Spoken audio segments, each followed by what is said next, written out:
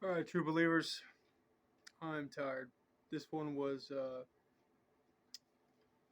this one was enlightening. This is the eighth video.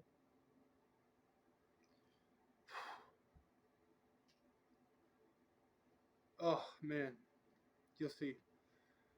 Matthew chapter 5 verses 23 and 24. Yeshua HaMashiach commands, if you are offering your gift at the altar and you remember that your brother or sister has something against you, leave your gift there in front of the altar. First, go and be reconciled to them. Then come and offer your gift. This commandment is a call to action. It's not just pleasant ideas or superstition. It is a command that demands action from me right now. While I was working on it, I knew I had to show y'all how I have not been following this commandment. This is where my discipleship with Christ shows. It's where the rubber meets the road, so to speak. If I don't act on this now, I'm not really a true disciple of Christ. And if I'm not a true disciple of Christ, can I truly be a believer?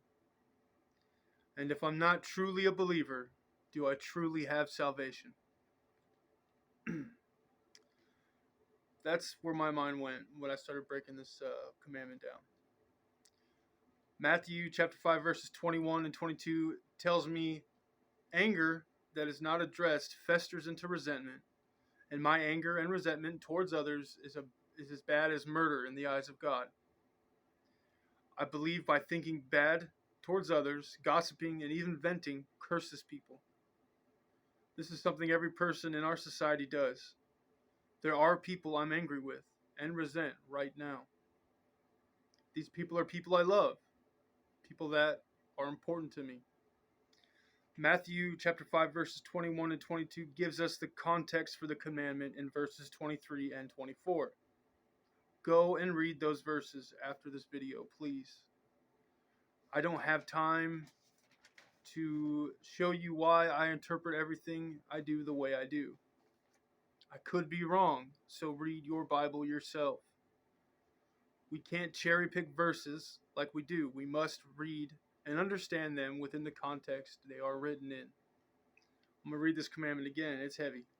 Matthew chapter 5 verses 23 and 24. Yeshua HaMashiach commands, if you are offering your gift at the altar, and there you remember that your brother or sister has something against you, leave your gift there in front of the altar. First, go and be reconciled to them. Then come and offer your gift. Following the commandment I just read, verses 25 and 26, Yeshua stresses the importance we settle all grievances as quickly as we can. I believe for the sake of spiritual freedom and a deeper relationship with Christ. We don't offer gifts at the altar like the Jews did in the first century. And there wasn't always altars for Christians to kneel at. With this in mind, I believe Christ is using metaphoric, poetic imagery. His word stands for eternity. It will always mean something. And these words go much deeper than what we see on the surface.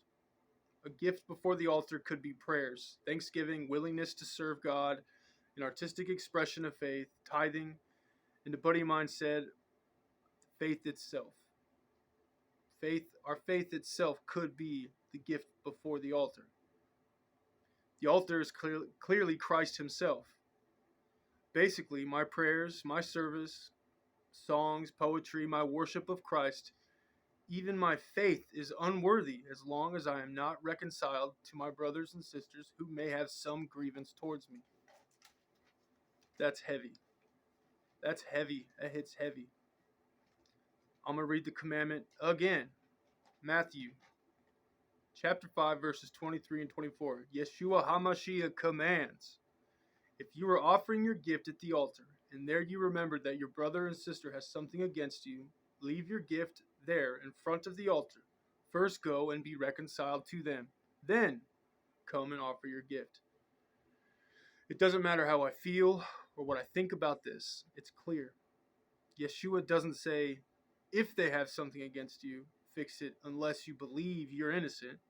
He doesn't say, fix it unless you believe your anger to be justifiable. Yeshua says in layman's terms, if someone has beef, go make it right.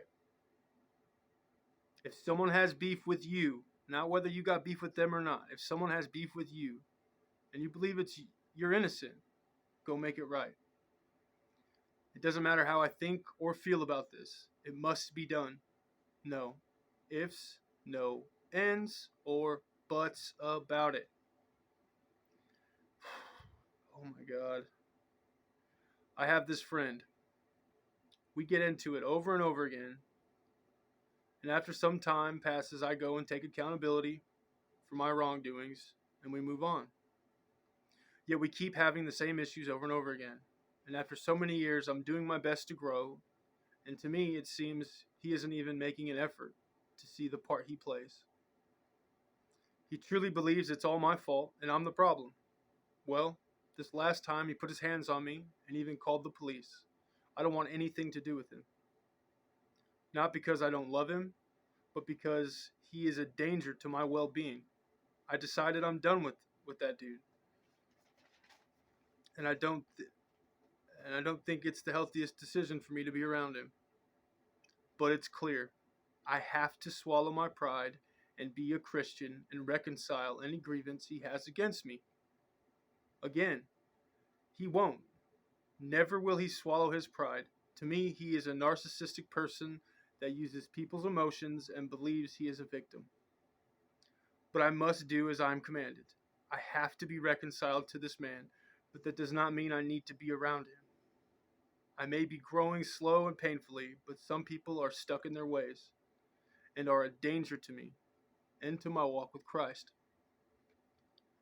As Christians, we must follow this command, or I don't think we truly believe. Of course, we can't put ourselves in danger, but we can write a letter or something. We have to take accountability for our actions alone without blaming them or pointing fingers.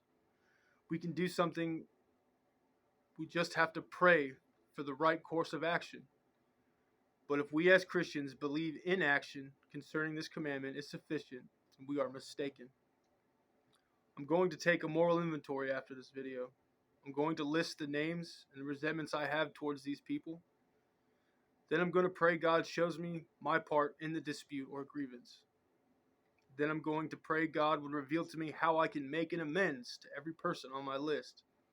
This could take years, but it's commanded I am reconciled to anyone who is angry or resentful towards me. I can't have expectations, and I can't bring up what they did. I know so many Christians that hide behind their interpretation of the faith to... this is how we forgive. This is how we forgive in real life, in action. The writing the list stuff down, I learned that in recovery. Yeah, and recovery doesn't necessarily... Recovery comes from the Bible. The guys that founded it were Christian.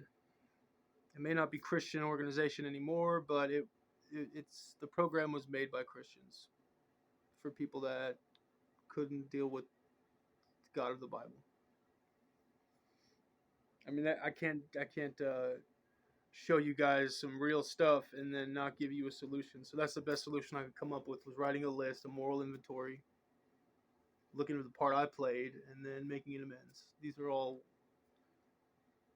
part of the recovery program.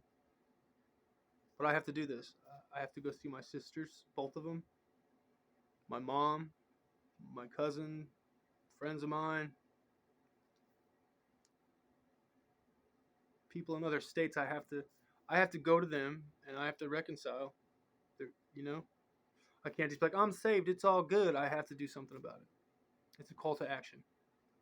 And I don't think if I do this, I'm really a Christian. I don't think if I just sit back and say I'm saved, I don't think I'm really saved. It's always going to eat away at me. Not that my salvation depends on my works, but he commands me to do something and I don't do it. Do I really believe? No. And if I don't really believe, I'm not truly saved.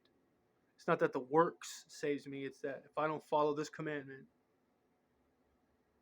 I'm not a disciple. I'm not a disciple. I don't believe. If I don't believe, I'm not saved. Well, that's it for this time, guys. May the peace of Christ be upon you in the ministry in which you serve. Till next time, true believers, God bless you.